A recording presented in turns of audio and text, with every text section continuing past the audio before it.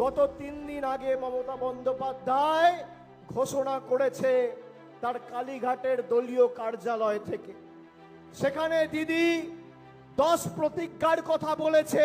সেই 10টা প্রতিজ্ঞার মধ্যে খালি 5টা প্রতিজ্ঞা আমি আপনাদের বলে যেতে চাই।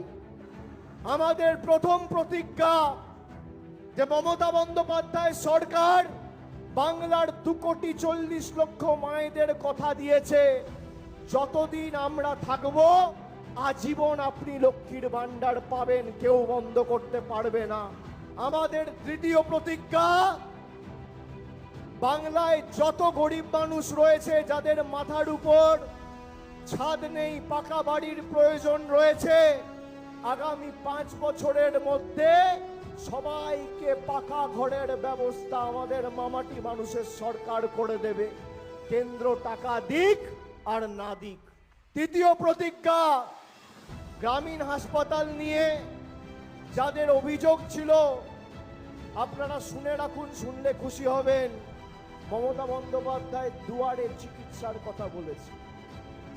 আমরা ডায়মন্ড হারবারে যেমন ক্যাম্প করেছিলাম সেবাশ্রয়ের, প্রত্যেকটা ব্লকে টাউনে সরকার প্রতি বছর ক্যাম্প করে মানুষের দুয়ারে দুয়ারে চিকিৎসার সুব্যবস্থা পৌঁছে দেবে, দিদির তৃতীয় প্রতিজ্ঞা। চতুর্থ প্রতিজ্ঞা, যত বাড়ি আছে আগামী 5 বছরের মধ্যে কেন্দ্র সরকার টাকা দিক না দিক, প্রত্যেকটা বাড়িতে নলবাহিত পানীয় জলের সুব্যবস্থা আমাদের সরকার পৌঁছে দেবে। আর পঞ্চম, যত